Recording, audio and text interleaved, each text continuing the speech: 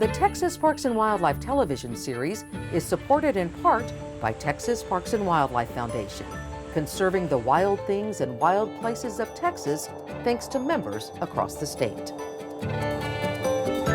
Additional funding is provided by Toyota.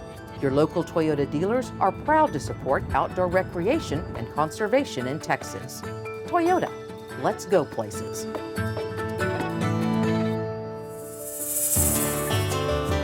Coming up on Texas Parks and Wildlife. I like to challenge myself in a lot of situations to test my limits and see what I can do.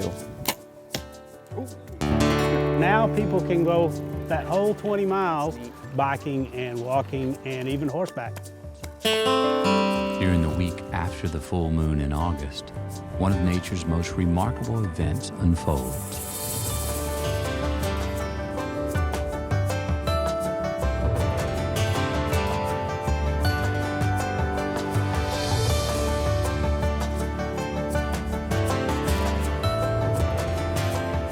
Texas Parks and Wildlife, a television series for all outdoors.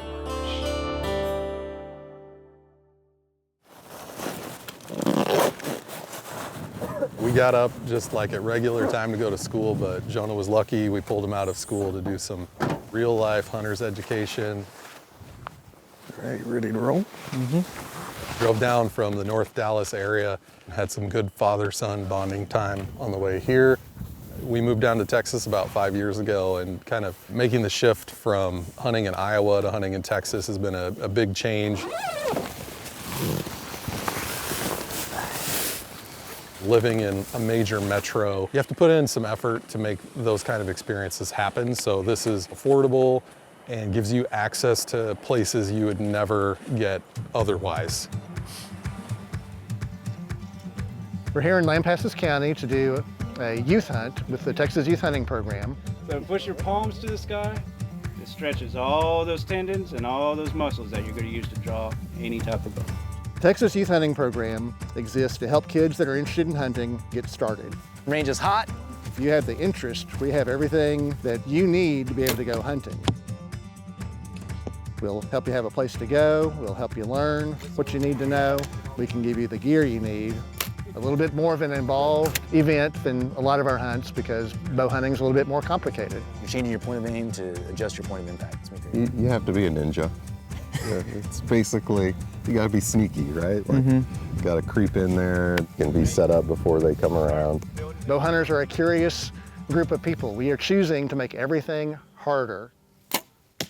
Ooh, nice. Right, your form is so it takes a little more preparation, takes a little more thought sometimes into what we're doing and how we're doing it. With everybody watching too, that's not hard, right? Good job, Jonah.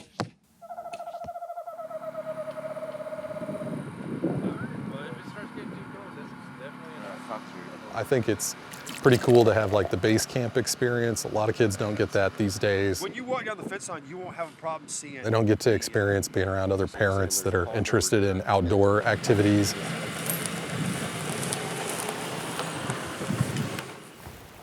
There's something on the road up there. I've shot a bow before, but this is my first time bow hunting. It's raining. It's like sleet. I like the extra challenge.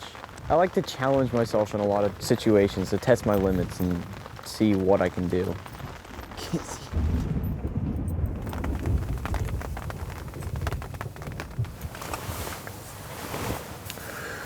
If we were buck hunting, we could put like a doe lure in that area, and if they hear that call and they catch that wind, they'll come running right in. Yeah. I wouldn't be surprised if he comes and pops out in the same spot as that other guy.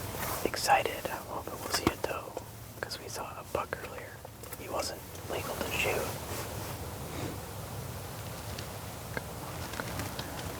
Oh, there she comes. Did you see her again? She's walking out right now. Turn your bow up vertical when you get a chance. Yeah. Get it vertical and get ready.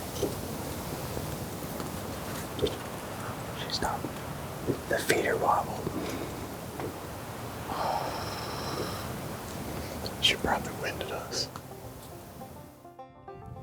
Didn't get a chance, but I was really excited. My heart was pounding, felt kind of jittery. Could you hear your own heart? No, but I could feel it.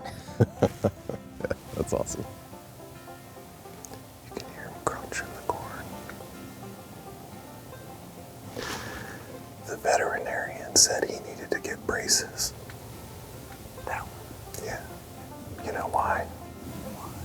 They said he has buck teeth.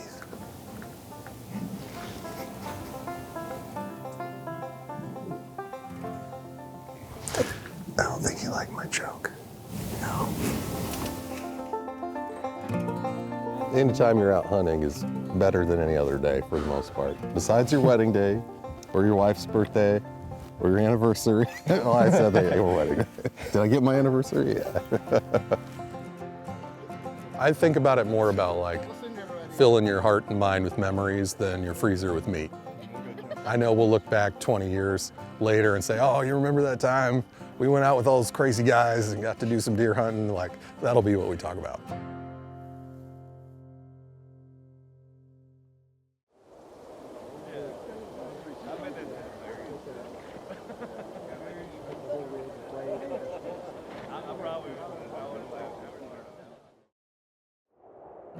Lake Mineral Wells State Park, west of Dallas-Fort Worth, is known for a few things.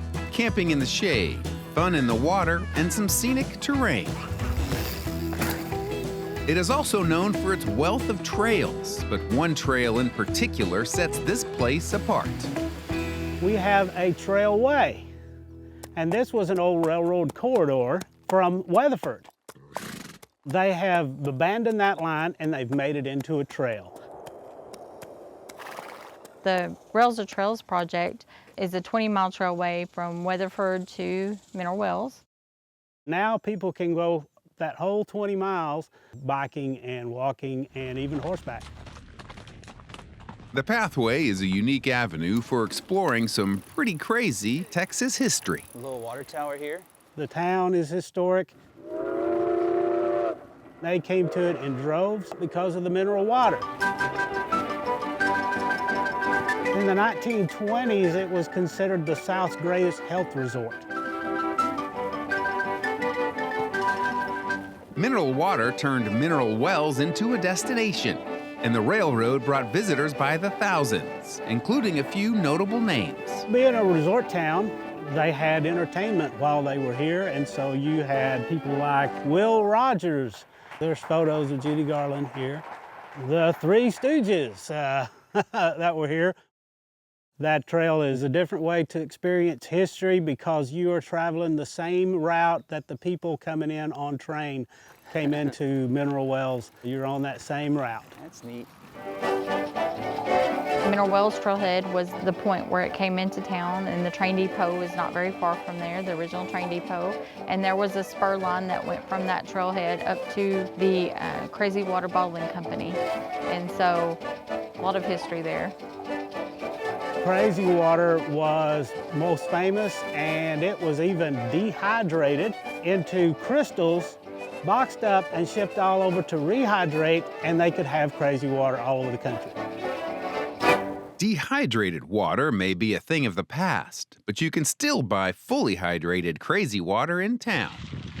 And you'll need some water if you plan to take the Trailway all the way to Weatherford. It's great for our area. I own Flying Tire bicycle. It's good for not only our business, but all the businesses in Weatherford. Since it was a railway, it's graded for trains. So for the everyday rider, for the family, you're not going to encounter any steep hills. Great trail.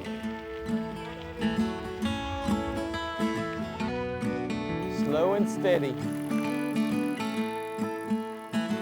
It's very well marked, safe. It's good for the whole family. Good way to utilize an old railway. Is it hot today? Yes. Are you having fun still? Yeah. All right, good deal. That trail is a good one for biking and walking and even horseback.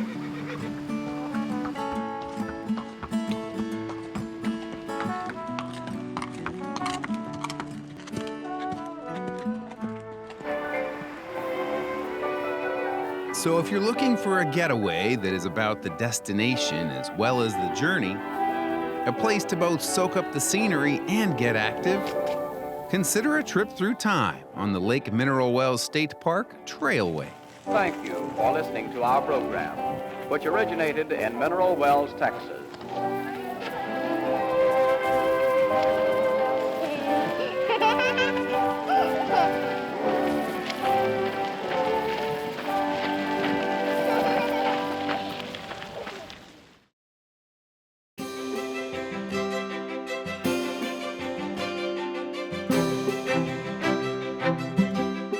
I've come up with a new idea, and that is if you can't remember having seen a bird, it's a new bird for you. So the older you get, the easier it is to get new birds. What's on top of the mesquite?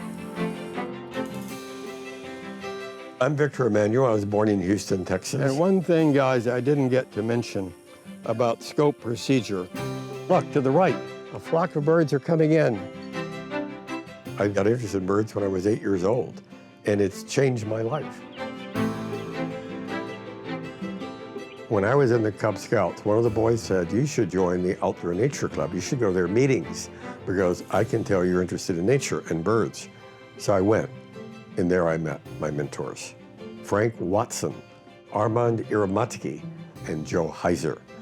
And there I understood how important mentoring is. Those men gave me two great gifts. One, to appreciate every bird and animal that I saw, even if I'd seen it before. To savor it, to look at all the marks on it, all the detail, and to be interested in conservation. So they gave me that. Those were the gifts my mentors imparted to me. We've got some young birders in front of us who are scouting. I've known Victor my whole life, and he's got me into birding. Interesting. He's a big reason why I like the outdoors. Yeah, here's the summer tanager here. Wonderful. He's an amazing person. I love him. Early, I was interested in being a biologist, and then I decided my interest in birds was more just looking at them and enjoying them, not studying them in the detailed way a biologist does. And then I got involved in running bird tours, and I saw that that was a way that I could have more time out in nature. I look at these catalogs, and it just gives me a sense of what I could start a company and offer in Texas, Arizona, and Mexico, where I and some of my friends knew those areas. And very soon we expanded to Panama, Peru, now 150 tours all over the world. Victor, there is an oriole visible here.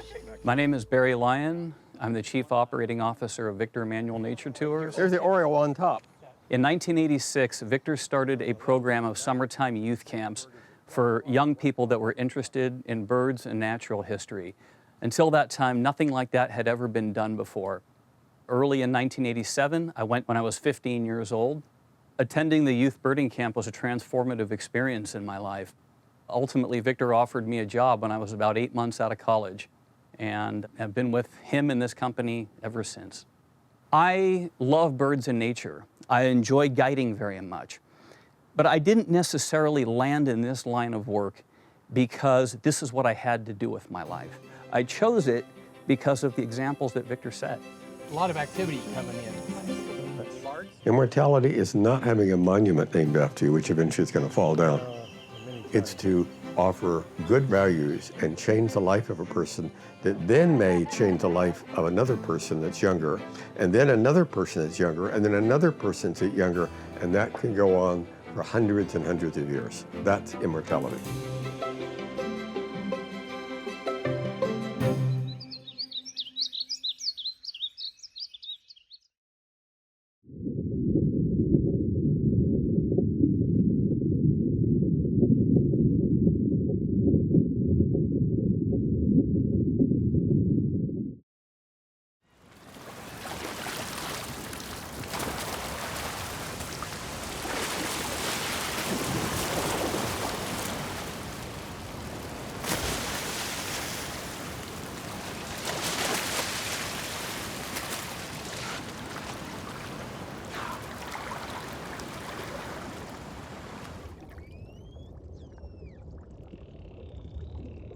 Our coastline is unique due to a distinctive geography.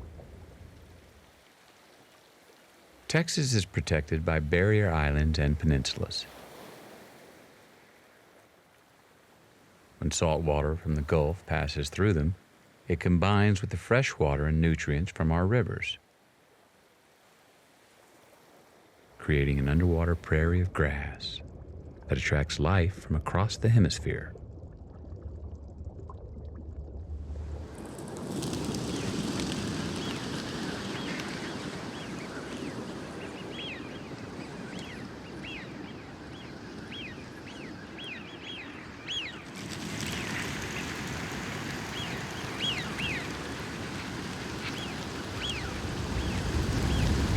The migrations that come through our coastline are so vast that the second highest passage rate of migratory birds on Earth was recorded right here in Texas.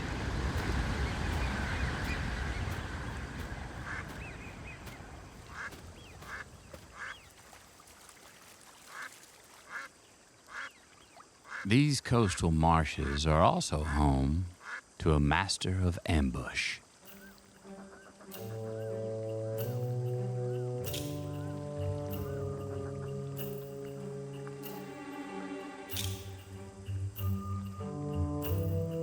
Alligators.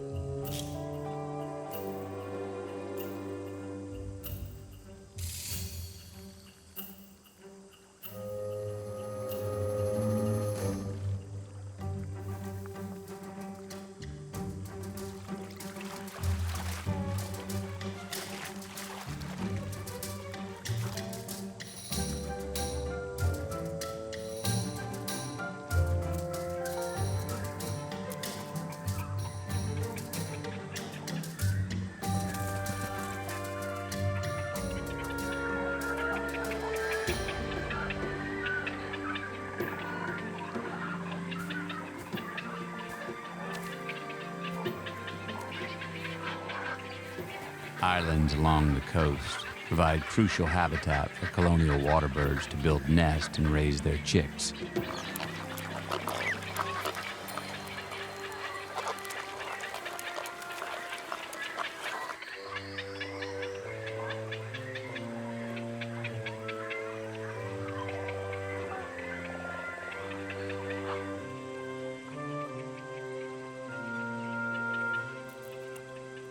As the youngsters grow, they begin to explore their surroundings, creating an opportunity for those with patience.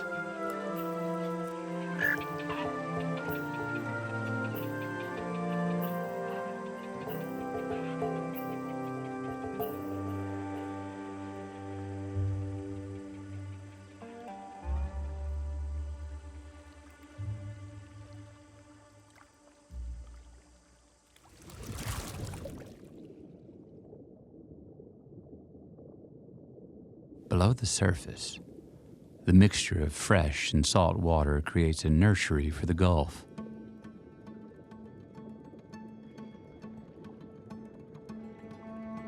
Like many coastal species, redfish are born as eggs in the ocean and swept into the bays by incoming tides.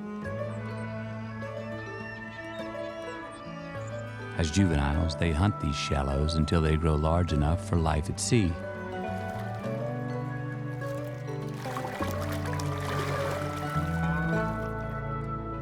In September of their third year, a biological urge triggers them to congregate and to begin their migration.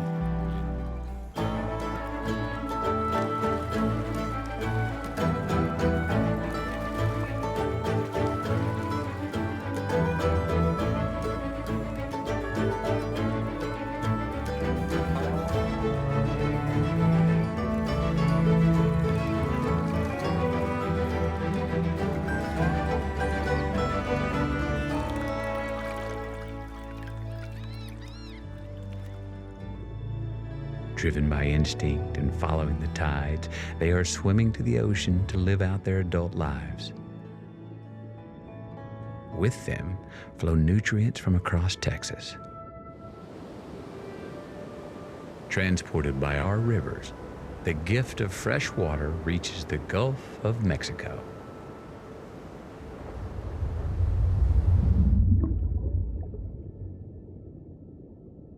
For the first few leagues offshore, sediment clouds the water. But with distance and depth, the Gulf reveals her true color.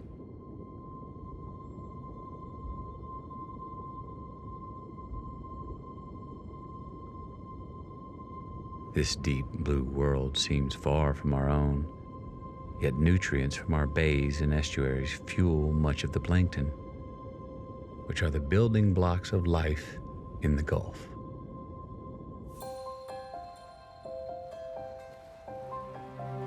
In a few very special places, salt domes have risen from the seafloor and combined with tropical currents from the south. Here, this plankton fuels the Texas Caribbean.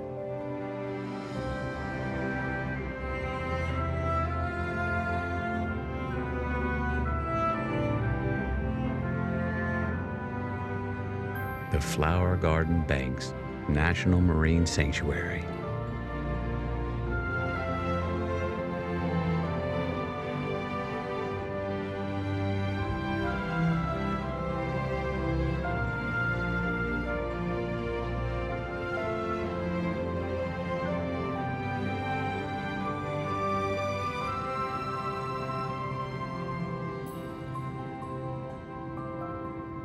Each of these corals is composed of millions of polyps. Each polyp feeds on the plankton. It is an oasis of life in a desert of blue.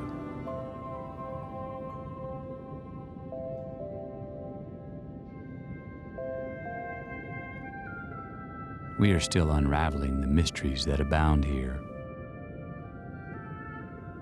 What we've learned thus far is nearly beyond imagination.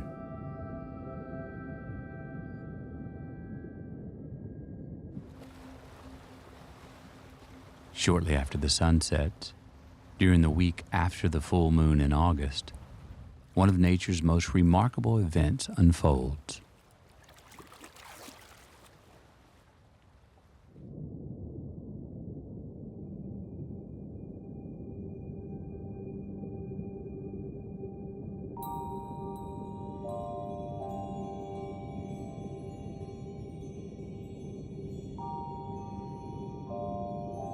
The corals are spawning.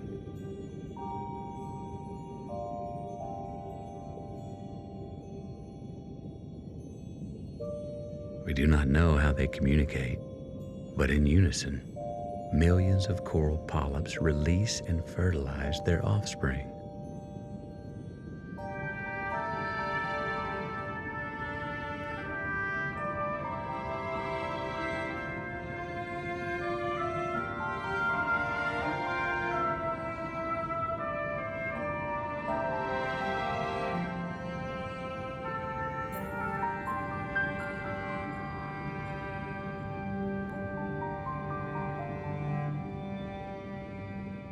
This seemingly alien world exists far from our daily consciousness,